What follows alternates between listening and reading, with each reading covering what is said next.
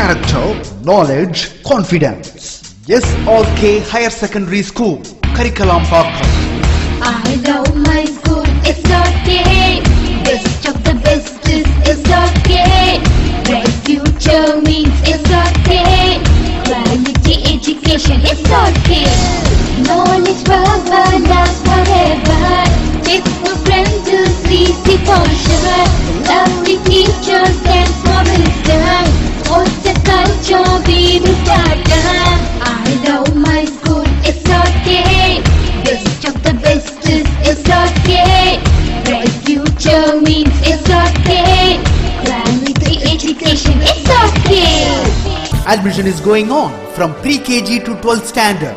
Group A1A, Maths, Physics, Chemistry, Biology. Group A1B, Physics, Chemistry, Computer Science and Biology. Group A2, Maths, Physics, Chemistry and Computer Science. Group A3, Accountancy, Economics, Commerce and Computer Application.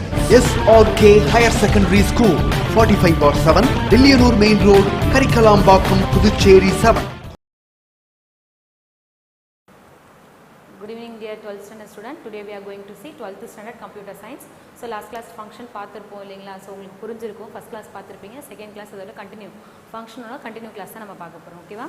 So let we start the session function. So last class வந்து பார்த்தீங்கன்னா ஃபங்க்ஷன்னா என்ன, what is function, ஃபங்க்ஷனோட ஸ்பெசிஃபிகேஷனா என்ன, so what is subroutine அப்படின்ற concept பார்த்தோம். அதில் முக்கியமாக parameter with type and without type important 5 mark question பார்த்துருந்தோம் இல்லைங்களா?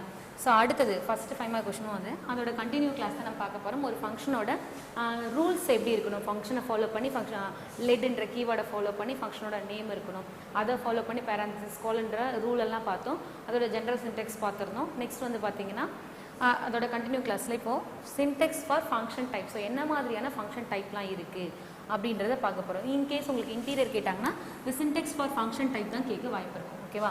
So X implies Y, so x1 x2 ஒய்ன்னு கொடுத்துருக்காங்க. x1 up to xn y, so ஒரு இன்புட் எக்ஸ்ன்றது இன்புட்டு, ஒய்ன்றது அவுட்புட். ஸோ இங்கே பார்த்தீங்கன்னா x1 x2 up to, so more then one input ஒரு அவுட்புட். இங்கே n நம்பர் ஆஃப் இன்புட் ஒரு அவுட்புட் கொடுத்துருக்காங்க. ஸோ இதான் சின்டெக்ஸ் ஆஃப் ஃபங்க்ஷன் டைப். இந்த மாதிரி டிஃப்ரெண்ட் டைப்ஸ் ஆஃப் ஃபங்க்ஷன் இருக்குது.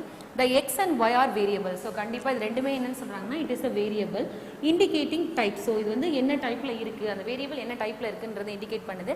தென் the type X Y is the type of a function that get the input of x and return an output of y. So இந்த என்ன indicate பண்ணுதுன்னா x implies y அப்படின்றது, எக்ஸ்ன்றது input, so எக்ஸோட இன்புட்டை வாங்கிட்டு ஒய்ன்றது output அப்படின்றத so return பண்ணுது. X return இன்புட்டை வாங்கிட்டு ஒய்ன்றதை அவுட்புட்டை ரிட்டர்ன் பண்ணுது. தென் whereas x1 x2 y, so இப்போ அடுத்த டைப் என்ன சொல்லியிருக்காங்கன்னா x1 x2 yன்னு கொடுத்துருக்காங்க இல்லையா? x1 x2 y is a type of function that take 2 input. So இது ஒரு டைப் ஆஃப் ஃபங்க்ஷன், இதில் 2 இன்புட் இருக்குது. தென் the first input is type of x1. First இன்புட்டில் என்ன இருக்குன்னா டைப் ஆஃப் x1ன்றது ஃபர்ஸ்ட் இன்புட்டாக எடுத்துக்குது. அண்ட் தென் செகண்ட் இன்புட் என்னென்னா x2ன்றது second input. ஓகேங்களா? x2 and return the output of y. So அப்போது இங்கே இந்த ஃபங்க்ஷன் டைப்பில் first input x1, then second input வந்து பார்த்தீங்கன்னா x2, and then last output என்ன y அப்படின்றது அவுட்புட்னு சொல்லியிருக்காங்க. நெக்ஸ்ட்டு பாருங்கள், and return likewise x1 up to xn, y has the type of x as input and argument and y type of output.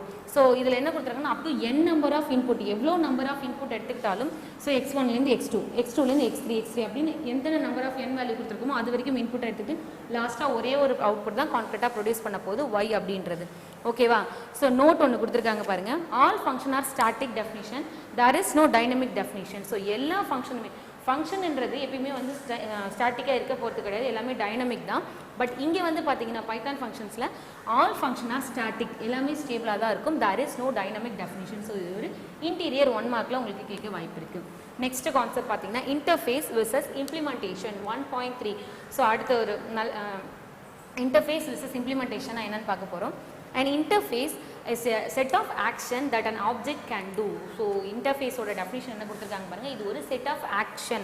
interface அப்படின்றது இது ஒரு set of action. So இது எதுக்கு யூஸ் பண்ணுறாங்க அப்படின்னா that object can do, ஒரு object என்ன work பண்ணணும் அப்படின்ற இன்ஸ்ட்ரக்ஷனை சொல்கிறது இன்டர்ஃபேஸோட வேலை. அடுத்து for example, when you press a light switch, the light goes on.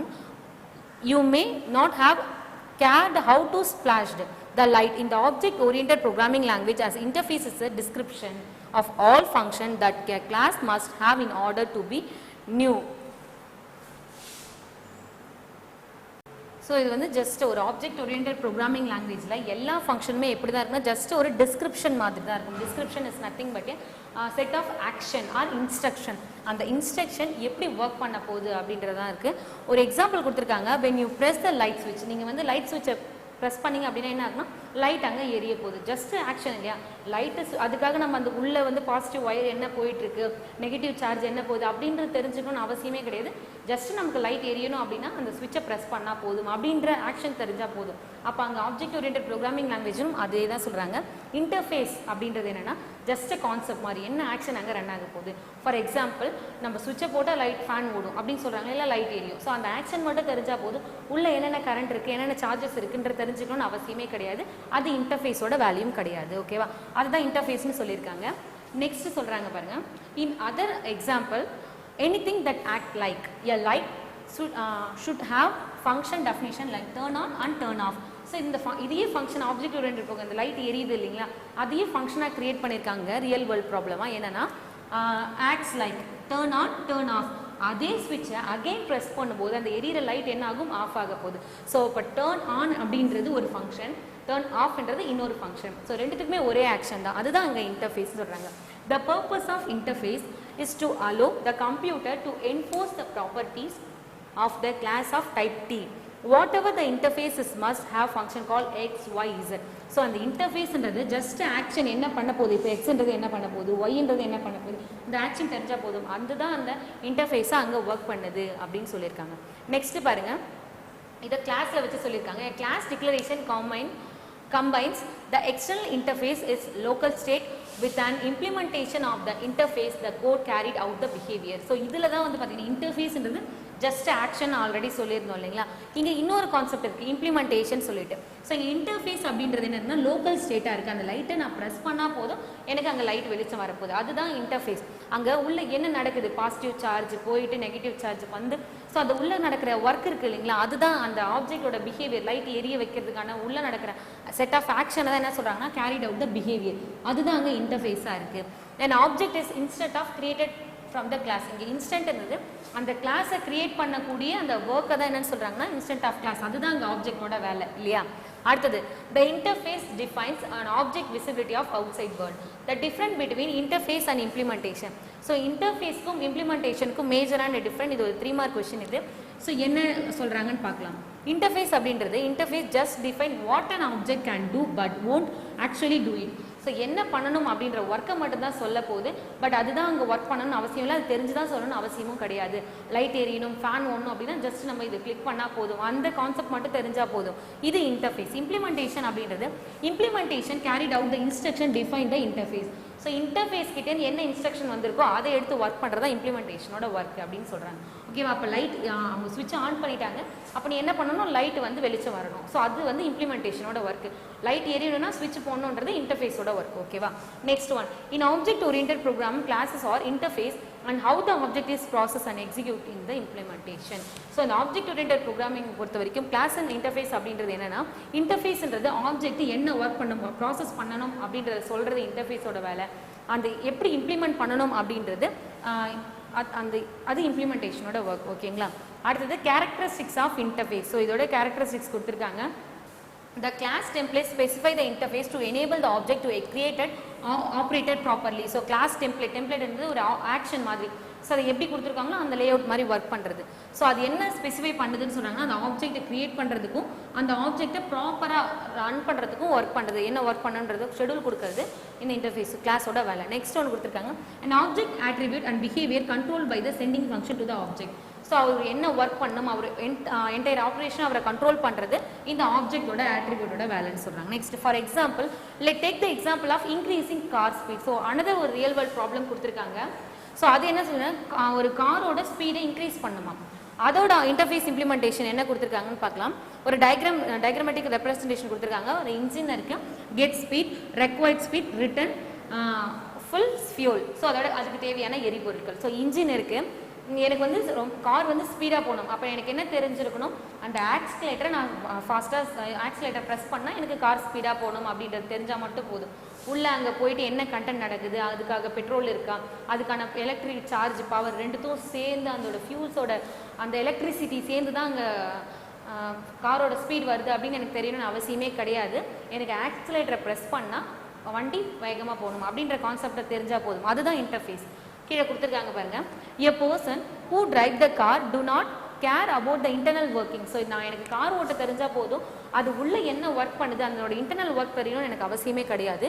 To increase the speed of the car he just presses the accelerator to get the deserved behavior. So எனக்கு car ஓட்ட தெரிஞ்சால் போதும், எனக்கு car நான் ஸ்பீடாக போகணும் அப்படின்னா எனக்கு என்ன தெரிஞ்சால் போதும், ஜஸ்ட் ப்ரெஸஸ் ஆக்சிலேட்டரை ப்ரெஸ் பண்ணால் போதும், ஆட்டோமேட்டிக்காக நான் என்ன எக்ஸப்ட் பண்ணுறனோ அந்த ஸ்பீட் எனக்கு கிடச்சிரும் இல்லையா.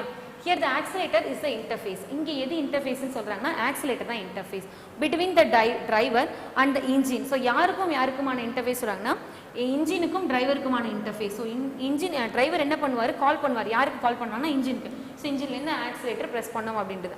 அங்கே காலிங் நடக்குது. இன்வோக்கிங் ஆப்ஜெக்ட் யாருன்னு பார்த்தீங்கன்னா இன்ஜின் தான். ஸோ அங்கே உள்ளே இன்வால்வ் ஆகக்கூடிய ஆப்ஜெக்ட் யாருன்னா இன்ஜின் நடக்க போது. அவர் தான் கால் பண்ணது யாருன்னா டிரைவர் கால் பண்ணியிருப்பார் இன்ஜினுக்கு.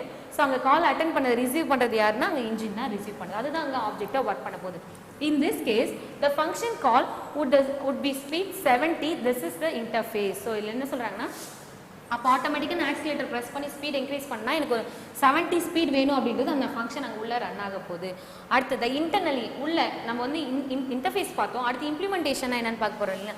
Internally the engine of the car is doing all the things. Engine தான் அங்கே எல்லாமே ஒர்க் பண்ண போகுது. In where fuel, air, pressure and electricity come together and create the power to move the vehicle. So இங்க உள்ள என்ன நடக்குதுன்னா internally என்ன நடக்குதுன்னா fuel எரிபொருள், ஏரோட ப்ரெஷர், எலக்ட்ரிசிட்டி இது மூணும் சேர்ந்து தான் என்ன பண்ணா அந்த வெஹிக்கிளை ஃபாஸ்ட்டாக மூவ் த்ரூ பண்ணுறதுக்கு ஒர்க் பண்ணுது. பட் இதெல்லாம் தெரிஞ்சாதான் கார் ஓட்டணும்னு அவசியம் கிடையாது. ஆக்சிலேட்டரை ப்ரெஸ் பண்ணால் எனக்கு ஸ்பீடு கிடைக்கும் தெரியாது. ஜஸ்ட் அது இன்டர்ஃபேஸு உள்ள நடக்கிற இந்த ஒர்க் இம்ப்ளிமெண்டேஷன். ஓகேங்களா. So all of this action are separated from the driver who just want to go faster. Thus we separate interface from implementation. Interface அப்படின்றது தனி கான்செப்ட், இம்ப்ளிமெண்டேஷன்ன்றது தனி கான்செப்ட்னு சொல்கிறாங்க. பிகாஸ் அந்த ஆக்சிலேட்டரை ப்ரெஸ் பண்ணால் போதும், உள்ளே நடக்கணுன்றது அவசியம் தெரிஞ்சதை தான் ட்ரைவ் பண்ணணும்னு அவசியம் கிடையாது இல்லைங்களா. அதுதான் சொல்லியிருக்காங்க. இது தனி ஒர்க்கு, அது தனி ஒர்க்கு. இன்டர்ஃபேஸ் அப்படின்றது ஜஸ்ட் ஒர்க்கு, அதோட ஆக்ஷன். இம்ப்ளிமெண்டேஷன்றது அந்த இன்டர்ஃபேஸ் என்ன சொல்லியிருக்கு, அவங்க ஆக்சிலேட்டர் ப்ரெஸ் பண்ணுறாங்க. அப்போ என்ன பண்ணணும், ஆட்டோமேட்டிக்காக உள்ளே போய்ட்டு அந்த ஃபியூல், அந்த எலக்ட்ரிசிட்டி, ப்ரெஷர்லாம் சேர்ந்து வெஹிக்கிளை ஃபாஸ்ட்டாக மூவ் பண்ணணுன்றது அவங்களோட ஒர்க்காக இன்ஸ்ட்ரக்ஷனாக வந்திருக்கு. அதுதான் அங்கே இம்ப்ளிமெண்ட் ஆக போகுது. Let us see a simple example. Consider the following implementation of the function to find the minimum of 3 arguments. ஒரு 3 ஆர்குமெண்ட் கொடுத்துருக்காங்க. அந்த ஆர்குமெண்ட்லேருந்து எது மினிமம் நம்பர் அப்படின்ற ஆர்குமெண்ட்டை இந்த இன்டர்ஃபேஸ் இம்ப்ளிமெண்டேஷன் கான்செப்டை வச்சு ஒரு ப்ரோக்ராமை ரெப்ரசென்ட் பண்ணியிருக்காங்க. அது ஒரு எக்ஸாம்பிள் பார்க்கலாம். ஃபர்ஸ்ட் ஒன், இஃப் லெட்ன்றது நான் ஆல்ரெடி சொல்லியிருக்கேன். ஃபங்க்ஷனை டிஃபைன் பண்ணும்போது ஃபங்க்ஷனோட கீவேர்டு என்னென்னா லெட். ஸோ ஃபங்க்ஷன் அந்த லெட்ன்ற கீவேர்டை ஃபாலோ பண்ணி ஃபங்க்ஷனோட எஃப்என் ஃபங்க்ஷனோட நேம் இருக்குது. ஸோ இங்கே வந்து வேரியபிள் டிக்ளரேஷன் பண்ணியிருக்காங்க. மினிமம் 3 நம்பர் கண்டுபிடிக்கிறது X Y Z. So 3 variable. So it's definition இல்லையா, it's assign to be. If first condition என்ன, எக்ஸ் லெஸ் தென் ஒய் அப்படி இருந்துச்சுன்னா அது என்ன ரிட்டர்ன் பண்ணால், if X less than Z then X else Z. So ஒன்று if எக்ஸோட வேல்யூவோட Y லெசனாக இருக்குது அப்படின்னா கண்டிப்பாக எக்ஸ் இசட்டு ஒன்று வேல்யூ இருக்குல்லையா, ஒன்று அது லெசனாக இருக்கணும், இல்லை எக்ஸாக இருக்கலாம். அடுத்து இல்லை அப்படின்னா எல்ஸ் பார்ட்டில் ஒய் லெஸ் தென் இசட்டாக இருந்துச்சுன்னா then L X Y else Z அப்படின்றது நமக்கு ப்ரெசென்ட் பண்ண போகுது. Just interface implementation concept. Interface என்ன, 3 வேல்யூவோட ஒர்க்கில் மினிமம் நம்பர் அப்படின்றது இதோட ஒர்க்கு கண்டுபிடிக்க போகிறது. ஸோ இங்கே நடக்கக்கூடிய உள்ளே நடக்கிறது எல்லாமே இம்ப்ளிமெண்டேஷன் ஒர்க். ஓகேவா. அடுத்து ஒரு இம்பார்ட்டன்ட் கான்செப்ட் என்னென்னா pure function and then impure function 1.4. So pure function அப்படின்றது a pure function or function which will give exact result when the same argument are passed out. So திருப்பி ஒரே argument pass பண்ணாலும் எக்ஸாக்டாக அதே ரிசல்ட்டை produce பண்ணுறது pure function சொல்லுவாங்க. For example mathematical function sin 0 always 0. So sin 0ஓட value எத்தனை ப்ரோக்ராம்குள்ளே வந்தாலும் அதில் பொறுத்த வரைக்கும் 0ன்றது தான் value. So anything power 0 = 1. So அதுவுமே எங்கேயுமே மாற போகிறது கிடையாது மேத்தமெட்டிக்கல் டேர்ம்ஸ் இல்லைங்களா. அந்த மாதிரி சேம் எக்ஸாக்ட் ரிசல்ட் எத்தனை ஆர்குமெண்ட் பாஸ் பண்ணாலும் எவ்ரி டைம் ஒரே ரிசல்ட்டை ப்ரொடியூஸ் பண்ணுறது பியூர் ஃபங்க்ஷன் அப்படின்னு சொல்கிறாங்க. This means that every time you call the function with the same argument, திருப்பி again and again நம்ம same function call பண்ணாலும் you will always get the same result.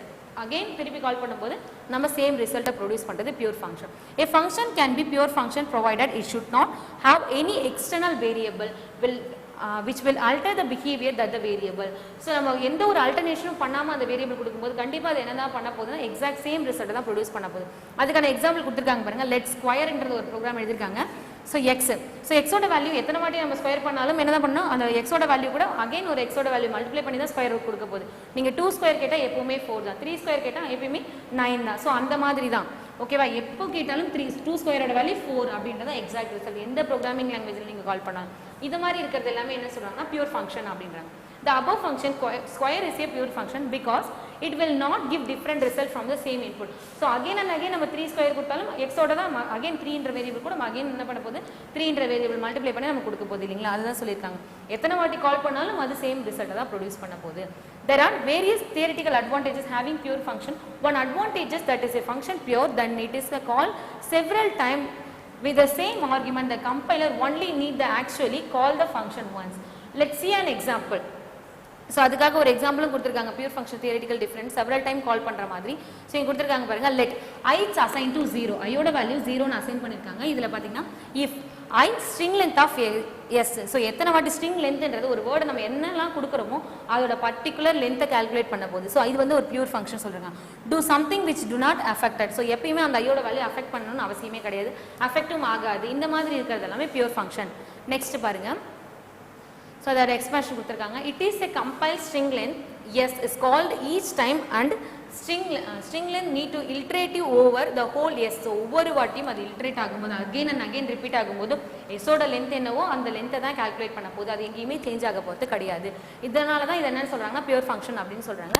If the compiler is smart enough to work out the string length as a pure function and that is not updated in the loop. So ஒவ்வொரு வாட்டியும் எஸோட value அங்கே update ஆக போகிறது கிடையாது. So அது என்ன பண்ண போகுது எக்ஸாக்ட் ரிசல்ட்டை மட்டும் தான் ப்ரொடியூஸ் பண்ண போகுது. தென் பாருங்க, then it can be remove the redundant extra call the string length and make the loop execute only one time. So loop only one time தான் அங்கே எக்ஸிக்யூட் ஆக போகுது. For this what we can understand string length is a pure function because the function take one variable as the parameter and access is to find its length. So இதுக்கு வந்து எப்படி வந்து இந்த function வந்து pure function சொல்கிறாங்க string length அப்படின்றதுனா எப்போவுமே அது ஒரு வேரியபிள் தான் எடுத்துக்க போகுது, ஒரு வேரியபிளுக்கு ஒரு பேராமீட்டர் தான் பாஸ் பண்ண போகுது. ஸோ அதனால அது எப்பயுமே அந்த லென்த்தை மட்டும் தான் கால்குலேட் பண்ணுறதுனால ஒரே ஒர்க்கு தான் அதோட ஒர்க்கு, லென்த்தை கால்குலேட் பண்ணுறது. ஸோ அதனால அது வந்து பியூர் ஃபங்க்ஷன் அப்படின்னு சொல்கிறாங்க. This function read external memory but does not change it and the value written derived from the external memory accessed. So இது எங்கேருந்து ரீட் பண்ணும் மெமரி பவர் எல்லாமே பார்த்தீங்கன்னா எக்ஸ்டர்னல் மெமரியிலேருந்து ரீட் பண்ண போகுது. ஸோ இதனால் எங்கேயுமே சேஞ்சஸ் நடக்க போகிறது கிடையாது. அந்த வேல்யூ ரிட்டர்ன் பண்ணும்போதும் எக்ஸ்டர்னல் மெமரி தான் ஆக்சஸ் பண்ணவும் போகுது. ஒரு நோட் கொடுத்துருக்காங்க. Evaluation of pure function does not cause any side effect its output. So pure ஃபங்க்ஷனை பொறுத்த வரைக்கும் எந்த ஒரு சைடு எஃபெக்ட்டும் கிடையாது.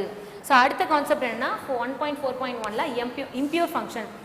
The variable used inside the function make a side effect through a function which are passed with any argument. So அதில் பார்த்தீங்கன்னா only one parameter only one argument தான் பாஸ் பண்ணுவோம். அதில் எந்த ஒரு சைடு எஃபெக்ட்டும் கிடையாது. எக்ஸாக்ட் ரிசல்ட்டை ப்ரொடியூஸ் பண்ணுறது பியூர் ஃபங்க்ஷன் பார்த்துருந்தோம். இம்பியூர் ஃபங்க்ஷனில் பார்த்தீங்கன்னா சைடு எஃபெக்ட் இருக்குது. ஸோ வந்து நம்ம ஆர்குமெண்ட் பாஸ் பண்ணுறதுல சேஞ்சஸ் இருக்கிறதுனால அங்கே என்ன நடக்குது, சைடு எஃபெக்ட் இருக்கிறதுனால என்ன சொல்கிறாங்கன்னா இது இம்பியூர் ஃபங்க்ஷன் அப்படின்னு சொல்கிறாங்க. ஓகேவா. When a function depend on the variable, function எப்பயுமே எதை டிபெண்ட் பண்ணிருக்குன்னா வேரியபிள் டிபெண்ட் பண்ணி தான் இருக்கும். Or function outside the definition block, you can never be sure that the function will behave the same every time it's called. For example, the mathematical function random which will go output from the same function. So இதுக்கு example என்ன சொல்லியிருக்காங்கன்னா randomன்ற ஒரு mathematical function கொடுத்துருக்காங்க. அதை பார்க்கலாம். Let random number அப்படின்ற ஃபங்க்ஷனோட name. Let a equal to a is assigned to random. So ஏவோட வேரியபிள், ஏன்னா வேரியபிள் டிபெண்ட் பண்ணி தான் இம்பியூர் ஃபங்க்ஷன் இருக்குன்னு சொல்லியிருந்தாங்க இல்லையா.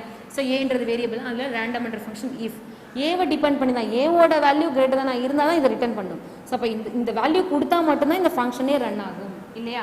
இந்த மாதிரி எதையாவது டிபெண்ட் பண்ணியிருக்கிறது தான் இம்பியூர் ஃபங்க்ஷன். இப்போ இந்த ஏவோட வேல்யூ கிரேட்டர் 10 விட கிரேட்டர் தான் இருந்துச்சுன்னா இது ஏன்னு ரிட்டர்ன் பண்ணும். இல்லை அப்படின்னா எல்ஸ் பார்ட்டில் இருக்கிற 10ன்றது ரிட்டர்ன் பண்ண போகுது. அப்போ ஏவோட வேல்யூ தெரிஞ்சால் தான் இந்த ப்ரோக்ராம் ரன் ஆகும் இல்லைங்களா. ஸோ அதுதான் என்ன சொல்கிறாங்க, இந்த மாதிரி டிபெண்ட் பண்ணியிருக்கிறது இம்பியூர் ஃபங்க்ஷன். இதில் சைடு எஃபெக்ட் இருக்குது. எப்படி சைடு எஃபெக்ட்னா, ஒன்று ஏவோட வேல்யூ ரிட்டர்ன் இஃபாக இருந்தால் இந்த வேல்யூ வரப்போகுது, இல்லைன்னா இன்னொரு ஸ்டேட்மெண்ட் வருது இல்லையா. ஸோ எது இன்புட் எது அவுட்புட் வரப்போகுது அப்படின்றது நம்மளால சொல்ல முடியாது, ஜட்ஜ் பண்ணவும் முடியாது. இந்த மாதிரி இருக்கிறதுலாம் இம்பியூர் ஃபங்க்ஷன். நெக்ஸ்ட் கொடுத்துருக்காங்க பாருங்க. Here the function random is impure function that is sure but what will be the result when we call the function. So என்ன அதோட ரிசல்ட் இருக்க போகுது அப்படின்றது நமக்கு காலிங் ஃபங்க்ஷன் அப்போ தெரியாது அப்படின்றாங்க. ஸோ அதோட சைடு இம்பியூர் ஃபங்க்ஷனுக்கு சைடு எஃபெக்ட் இருக்குது அப்படின்னு சொல்லியிருந்தோம் இல்லைங்களா, அது என்ன மாதிரி இருக்குது, அது எப்படிலாம் ரெக்வயர் பண்ணலாம்னு பார்க்கலாம். as you are aware function that side effect when is observable interaction with the outside world, there is a situation or function can become impure through our goal is to make our function pure. Just a clarify, remember that the side effect is not necessarily bad thing. Sometimes there are function especially outside functional programming paradigm. So என்ன சொல்றாங்கன்னா side effect இருக்கிறதுனால அது வந்து எஃபெக்டிவாக இருக்காது அப்படின்னு நினச்சிடாதீங்க. Impure function out side வேர்ல்டில் யூஸ்ஃபுல் தான். சைடு எஃபெக்ட் வந்து இது ஒரு ஹெல்த்தியான சைடு எஃபெக்ட் தான் அப்படின்னு சொல்கிறாங்க. ஓகேவா. Next modify variable outside function. So outside ஃபங்க்ஷனில் இம்பியூர் ஃபங்க்ஷன் இருக்கிறதுனால அந்த சைடு எஃபெக்ட்டை எப்படி ரெக்டிஃபை பண்ணலாம், எப்படி மாடிஃபை பண்ணலாம் வேரியபிள் அப்படின்னு சொல்லியிருக்காங்க. One of the most popular groups of side effect is modifying the variable outside a function. So எப்படி அதை வேரியபிள் மாடிஃபை பண்ணுறாங்கன்னா கொடுத்துருக்காங்க, let x is assigned to 0. So x ஓட வேல்யூ நம்ம 0ன்னு அசைன் பண்ணிட்டோம். ஸோ அப்போ இன்டீஜர் ஆஃப் இன்க்ரீஸ் நடக்க போகுது. எக்ஸோட வேல்யூ அதுவும் இன்டீஜராக தான் இன்க்ரீஸ் ஆக போகுது. So y is assigned to y plus 0. அப்போது இங்கே எப்படி வந்து மாடிஃபை பண்ணிருக்காங்கன்னா ஆல்ரெடி இங்கே வேல்யூ 0ன்னு கொடுத்துட்டாங்க. அப்போ நம்ம கொடுத்தாலும் சரி கொடுக்கலனாலும் எக்ஸோட வேல்யூ ப்ளஸ் பண்ணி ஆட்டோமேட்டிக்காக நமக்கு அவுட்புட் ப்ரொடியூஸ் பண்ண போது ரிட்டர்ன்றது. ஸோ அதனால இது வந்து இப்படி மாடிஃபை பண்ணலாம் அப்படின்னு கொடுத்துருக்காங்க. In the above example, the value of y get changes inside the function. So அந்த y ஓட வேல்யூ எங்க சேஞ்ச் ஆகுதுன்னு பாத்தீங்கன்னா இன்சைட் ஃபங்க்ஷன் குள்ள வந்து லூப் குள்ள வந்து ஆல்ரெடி நம்ம டிஃபைன் பண்ணது x = 0 ன்னு கொடுத்திருக்கோம். இங்க வந்து பாத்தீங்கன்னா x is assigned to x plus y. இங்க வந்து என்ன ஆகுதுன்னா மாடிஃபை ஆகுது அப்படினு சொல்றாங்க. இன்சைட் ஃபங்க்ஷன் வந்து மாடிஃபை ஆகுது. The side effect of increased function is changing the data external visible of variable y. So இங்க வந்து தான் இன்க்ரீஸ் ஆகுது. ஏனா y ஓட வேல்யூ 0 ன்னு இருக்குது. இந்த டேர்ம்க்கு வரும்போது ஆட்டோமேட்டிக்கா இன்க்ரீஸ் ஆகுது அப்படின்றாங்க. அதுக்கப்புறம் y க்கு நமக்கு அவுட்புட் கிடைக்க போகுது. As you can see some side effect and quite easy spot and some of them made tricky. A good sign that our function impure has side effect is that does not take argument and does not return any value. So ஒரு good argument side effect எப்படி என்ன சொல்றாங்கன்னா எந்த ஒரு impure function எதையுமே affect பண்ணாம do not have any argument, do not return any value. So இதுதான் வந்து ஒரு good sign ஆ இருக்கும் impure functionக்கு அப்படினு சொல்றாங்க. ஓகேவா. From all this example and definition what we understand about the main difference between pure function and impure function. So இதுல இருந்து நீங்க பாத்திருப்பீங்க pure function னா impure function என்னன்றதை அண்டர்ஸ்டாண்ட் பண்ணிருப்பீங்க. So ஒரு பெரிய டிஃபரன்ஸ் ஷீட் கொடுத்திருக்காங்க pure functionக்கும் impure functionக்கும். A written value of pure function slowly depend on its argument passed. When here since if you call the pure function which the same set of argument you will always get the same return value. So இதுவுமே பாத்தீங்கன்னா எதை depend பண்ணிருக்குன்னா ஆர்குமெண்ட்டை depend பண்ணி variable depend பண்ணி இருக்கும். But இது எப்பவுமே என்ன பண்ணா get the same result return value பொறுத்த வரைக்கும் இது சேமா தான் இருக்கும். ஆனா இங்கே பாருங்க the return value of impure function does not slowly depend on the argument passed. When if you call the impure function the same set of argument நீங்க டிபெண்ட் பண்ணி கொடுத்திருந்தாலும் you might get the different return value. For example random date என்றதெல்லாம். So டேட்ன்றது எல்லாமே same argument தான், ஒரே மாதிரி தான் date இருக்க போகுது. ஆனால் ஒரே நாளில் நடக்குமா டேட்ன்றது அப்பப்போ சேஞ்ச் ஆகக்கூடியது, ரேண்டம்ன்றது சேஞ்ச் ஆகக்கூடியது தான். they do not have any side effect. இதில் எந்த ஒரு சைடு எஃபெக்ட்டும் கிடையாது. ஆனால் impure functionல சைடு எஃபெக்ட் இருக்கு. they do not have modify the argument which are passed to them. So ஏதாவது பாஸ் பண்ணுறோம் அப்படின்னா அங்கே மாடிஃபை பண்ண முடியாது. ஆனால் இங்கே பார்த்தீங்கன்னா they may modify the argument which can be passed to them. So நம்ம பாஸ் பண்ணும்போது ஆர்குமெண்ட்டை பாஸ் பண்ணும்போது கண்டிப்பாக அதில் மாடிஃபிகேஷன் அலோவ் பண்ணும். now let's see the example of pure function to determine the greatest common divisor. So ஒரு example கொடுத்துருக்காங்க. இதை use பண்ணி ஒரு கிரேட்டஸ்ட் காமன் டிவைஸர் கண்டுபிடிக்க சொல்லியிருக்காங்க. அதை எப்படி பாஸ் பண்ணுறாங்க பாருங்க. கவனி இது ஒரு உங்களுக்கு புக் பேக்கில் இருக்கக்கூடிய ஒரு 5 மார்க் கொஸ்டின் இது. லெட்ன்றது என்னன்னா ஃபங்க்ஷனோட கீவேர்ட், ரெக்ன்றது ரெகர்சிவ் ஃபங்க்ஷன், ஜிசிடி அப்படின்றது ஃபங்க்ஷனோட நேம். ஓகேவா, ஃபங்க்ஷனோட நேம், ஏபின்றது variable. So if not equal to B not equal to 0 வந்துச்சுன்னா என்ன ரிட்டர்ன் பண்ணனா GCD B of A mod of B அப்படின்றத ரிட்டர்ன் பண்ண போகுது. இஃப் இந்த கண்டிஷன் சாட்டிஸ்ஃபை பண்ணுச்சுன்னா, இல்லைனா எல்ஸ் பார்ட்ல இருக்கிற ஏவோட வேல்யூ அப்படியே ரிட்டர்ன் பண்ணிட்டு வெளில வரப்போகுது. ஸோ இங்கே அவுட்புட் கொடுத்துருக்காங்க பாருங்க. ஜிசிடி 13, 27 ரெண்டு நம்பருக்கான கிரேட்டஸ்ட் காமன் டிவைஸர் கண்டுபிடிச்சிருக்காங்க. ஸோ அப்போ ரெண்டு பாசிட்டிவ் நம்பர் கொடுக்கும்போது அப்போ ரெண்டுமே நாட் ஈக்குவல் டு 0 கிடையாது. அப்போ ஏ மோட் ஆஃப் பி அப்படின்ற ஃபார்முலாவில் சப்ஸ்டியூட் பண்ணி நமக்கு இந்த அவுட்புட் வரப்போகுது. ஓகேவா. ஸோ அப்போ 1ஓட இன்டீஜர் வேல்யூ 2ஓட இன்டீஜர் வேல்யூ நமக்கு வந்திருக்கு. In the above example program GCD is the name of the function which recursively called the variable b.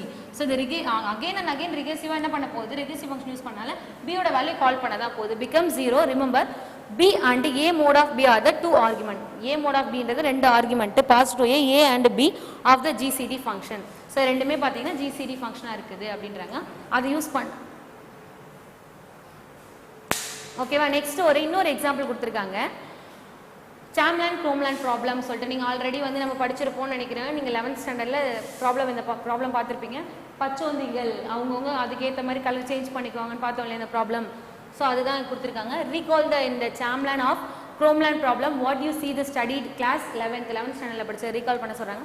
Suppose 2 types of chameleon are equal in the number construct and algorithm that arrange meeting between the 2 types of. So they change the color. Third type in the end of should be display same color. உங்களுக்கு already தெரியும். So என்ன நடந்திருக்கு சாம்லான் problem என்னன்னா 3 வகையான red சாம்லான், green சாம்லான், blue சாம்லான் இருக்க போகிறாங்க. ரெண்டு same red meet பண்ணும்போது ஆட்டோமேட்டிக்காக அவங்க ரெட்டும் ப்ளூவும் சேஞ்ச் ஆகும்போது ஸோ ஆட்டோமேட்டிக்காக க்ரீன் கலராக மாறிடுவாங்க. அப்போ என்ன ஆகுனா ரெட்டில் ஒன்று மைனஸ் ஆகும், ப்ளூவில் ஒன்று மைனஸ் ஆகும், க்ரீனில் பார்த்தீங்கன்னா 2 கலர் இன்க்ரீஸ் ஆக போகிறாங்க. இதுதான் அந்த ப்ராப்ளம் இல்லையா. அதை யூஸ் பண்ணி ஒரு ப்ராப்ளம் அது எப்படி பைத்தான்குள்ள ஃபங்க்ஷனை எழுதியிருக்காங்க பாருங்க. Let us represent the number of champlan each type of variable a, b, c and their initial value a, b, c respectively a equal to b. See a ஓட வேல்யூ b ஓட value equal னு சொல்லிருக்காங்க. அப்போ a ஓட சாம்லான் value என்னன்னா இப்போ a ல வந்து 4 இருக்காங்கன்னா b லயும் 4 இருக்காங்க. c வந்து பாத்தீங்கன்னா 8 இருக்க போறாங்க. சாரிமா 6 இருப்பாங்க. ஓகேவா. a ஓட அதுதான் எப்படி எழுதிருக்காங்க a equal to b. அப்ப a ஓட வேல்யூ b ஓட வேல்யூ ஈக்குவல் அப்படினு எழுதிருக்காங்க. சோ இனிஷியல் ஸ்டேட்ல எப்படி சொல்லிருக்காங்கன்னா a equal to caps a, b equal to caps b and then c equal to cap c அப்படின்றது இனிஷியலோட வேல்யூவா இருக்கு அப்படினு சொல்லிருக்காங்க. The input output relation, இன்புட்டுக்கும் அவுட்புட்டுக்கும் என்ன மாதிரியான ரிலேஷன்ஸ் இருக்குன்னா a equal to b equal to 0. Output எப்படி வரும்னா சோ இனிஷியல் ஸ்டேட்ல என்ன இருக்குன்னா a ஓட வேல்யூ b ஓட வேல்யூ ஈக்குவலா இருக்கு. and the end of the statementல a equal to b equal to 0. So a ஓட வேல்யூ b ஓட வேல்யூ 0 க்கு ஈக்குவலா இருக்கு. இது அவுட்புட்டா கிடைக்கணும். ஆனா c எப்படி இருக்குன்னு சொல்றாங்கன்னா c equal to a plus b plus c. Initial ஸ்டேட்ல a ஓட வேல்யூ b ஓட வேல்யூ c ஓட வேல்யூ ஆட் பண்ணா என்ன வேல்யூ வருமோ அது ஒட்டு மொத்தமும் c ஓட வேல்யூ அவுட்புட்டா இருக்கணும் அப்படின்றது கண்டிஷன். ஓகேவா. இது மோனோக்ரோமடைஸ் ப்ராப்ளம் கொடுத்திருக்காங்க. the algorithm can be specified. Algorithm எழுதிருக்காங்க. அல்காரிதம்க்கு நேம் என்னன்னா மோனோக்ரோமடைஸ் அப்படின்றது அல்காரிதம் நேம். இதுல 3 சேனல்ஸ் இருக்காங்களே a b c அப்படின்னு 3 வேரியபிள் இருக்கு. இன்புட் ரிலேஷனா a equal to a, b equal to b, c equal to c and a equal to b அப்படின்னு கொடுத்திருக்காங்க. பிகாஸ் என்ன சொல்லிருக்காங்கன்னா a ஓட வேல்யூ cap c எடுத்துருக்காங்க, b ஓட வேல்யூ b, c ஓட வேல்யூ c. a மட்டும் a and b பாத்தீங்கன்னா ரெண்டும் சேமா இருக்கு இனிஷியல் ஸ்டேட்ல. அவுட்புட் எப்படி வரணும்னா a ஓட வேல்யூ b ஓட வேல்யூ எண்ட் ஆஃப் தி ஸ்டேட்ல 0 க்கு ஈக்குவலா இருக்கணும். c மட்டும் என்னன்னா இந்த 3 வேல்யூ ஆட் பண்ணா என்ன வேல்யூ வரும் அந்த வேல்யூ இருக்கணும்னு சொல்லிருக்காங்க. எப்படி இந்த இலிட்ரேஷன் ரன் ஆகும் அப்படினு பாருங்க. In each iteration step, 2 champlan meet 2 types in equal number, meet on the same color and the third type. For example, a equal to b equal to c equal to a 4,4,6 னு கொடுத்திருக்காங்க. So a ஓட value 4, b ஓட value 4. Already அவங்க சொன்ன மாதிரி a equal to b. ஓகேவா. c ஓட value 6 னு கொடுத்திருக்காங்க. ஓகேவா. அதை யூஸ் பண்ணி ஒரு இலிட்ரேஷன் டேபிள் கொடுத்திருக்காங்க. கீழ இருக்கு பாருங்க. இலிட்ரேஷன் a, b, c. ஸோ இங்கே மிஸ்டேக்காக இருக்குது 4,4,6 இங்கே 4மே கொடுத்துருக்காங்க. இங்கே மாற்றிக்கோங்க உங்கள் புக்கில் 6 இது. ஸோ 2 சாம்லான் சேம் டைப்பில் இருக்கும்போது மீட் பண்ணும்போது ஆட்டோமேட்டிக்காக என்ன பண்ணுவாங்க தேர்ட் கலராக மாற போகிறாங்க. அப்போது இலிட்ரேஷன் 0th லூப்பில் 4 - 1 ஆகுமா ஏன்னா இவங்க 2 பேரும் மீட் பண்ணுறாங்க. ஸோ அப்போ 4 - 1 என்ன ஆகுனா 3ன்னு வரப்போகுது. இங்கேயும் ஆட்டோமேட்டிக்காக 3ன்னு வரப்போகுது. இங்கே 6 + 2 ஆகும். ஸோ அதனால் 8. ஸோ செகண்ட் ஸ்டேஜ்க்கு வந்துட்டாங்க. அகெயின் என்ன பண்ணுறாங்க 2 பேருமே a equal to b தான் இருக்காங்க. So 3 - 1 2, 3 - 1 equal to 2. So ஆட்டோமேட்டிக்காக என்ன பண்ணுறாங்க 6 + 2 equal to 8. ஸோ c ஓட வேல்யூ 8 சேஞ்ச் ஆகுது.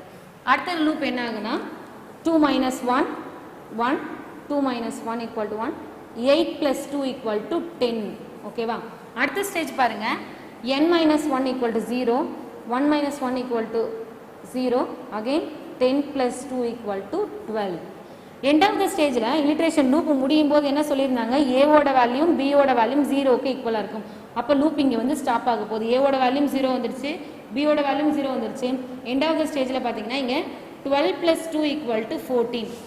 ஸோ இனிஷியல் ஸ்டேஜில் ஏவோட வேல்யூ 4, பியோட வேல்யூ 4, சியோட வேல்யூ 6. இது மூணுத்தையும் டோட்டல் பண்ணால் என்ன வேல்யூ வருமோ அது வரும்னு சொல்லியிருந்தாங்க. ஸோ மூணுத்தையும் டோட்டல் பண்ணால் 14. ஸோ லாஸ்ட் ஸ்டேஜில் சியோட வேல்யூ 14 வந்துருச்சு. புரியுதுங்களா. ஸோ நெக்ஸ்ட் ஒன் அதை யூஸ் பண்ணி ஒரு ஃப்ளோ சார்ட் கொடுத்துருக்காங்க பாருங்க.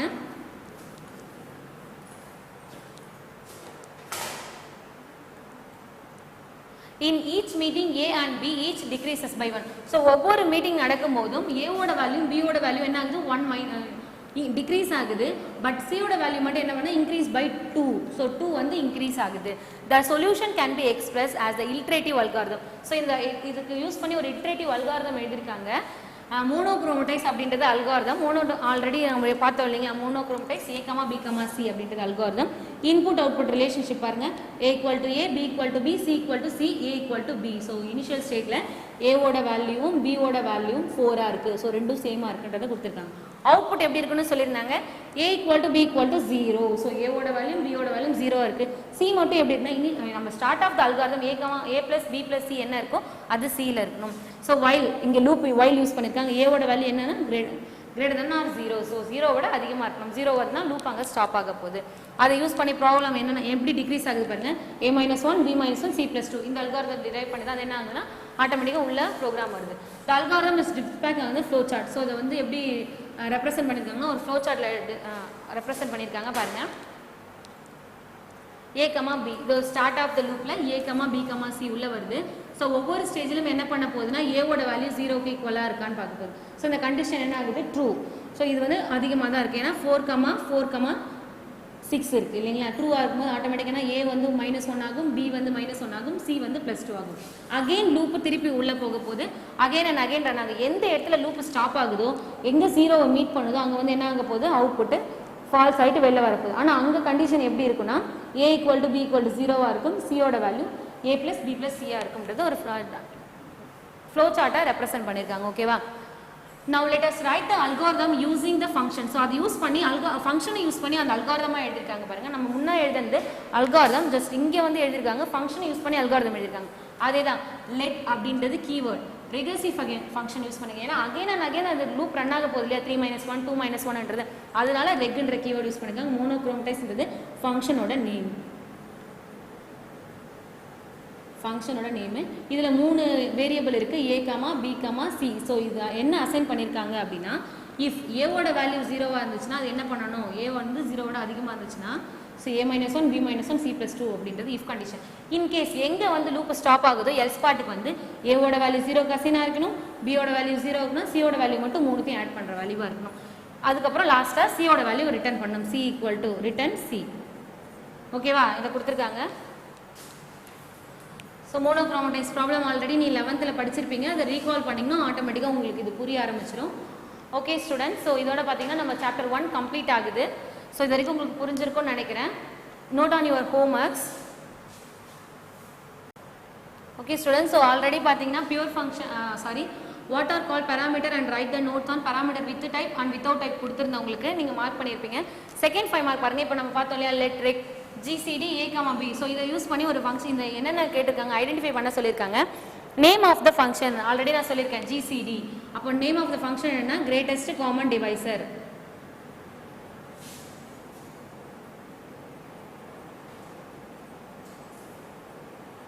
டிவைசர் ஆர் GCD அப்படின்னு எழுதிக்கோ.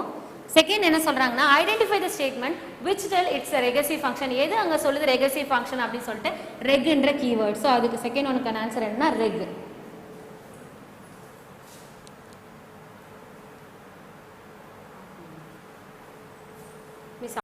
ஸோ எது அங்கே ஐடென்டிஃபை பண்ணுதுன்னு பார்த்தீங்கன்னா ரெக்ன்ற கீவேர்ட் தான் அங்கே ஐடென்டிஃபை பண்ணுது. Third one name of the argument variable. So இதில் என்ன ஆர்குமெண்ட் அங்கே நம்ம பாஸ் பண்ணுறோம், A, B. ஸோ A, Bன்றது தான் என்னது இங்கே ஆர்குமெண்ட். ரெண்டு இருக்கு இல்லைங்களா. Statement which involve the function ரெகர்சிவ்லி.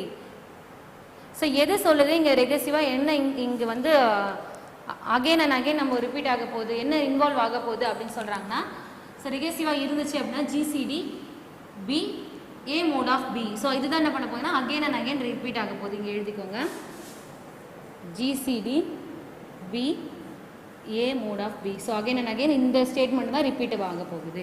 Fifth one பாருங்க, ஸ்டேட்மெண்ட் விச் டெர்மினேட்டர் ரெகர்சிவ். ஸோ எது வந்து அங்கே டெர்மினேட் ஆக போகுது, ரிட்டர்ன் என்ற ஸ்டேட்மெண்ட்டில் வந்து தான் அங்கே டெர்மினேட் ஆக போகுது. அப்போ இதோட ஆன்சர் என்ன, ரிட்டர்ன் A. ஓகேவா, இதை நோட் பண்ணிக்கோங்க.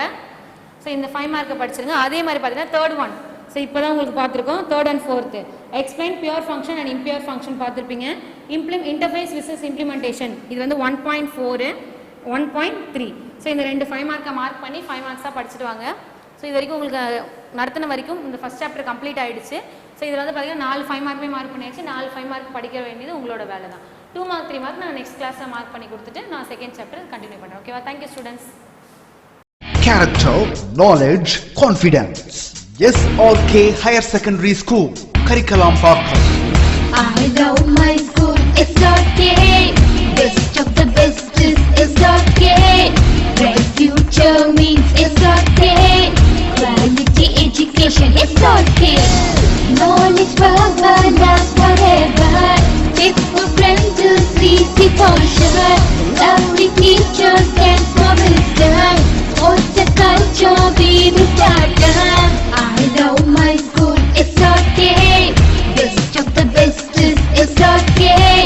Bright future means it's okay. Quality education, it's okay. Admission is going on from pre-KG to 12th standard.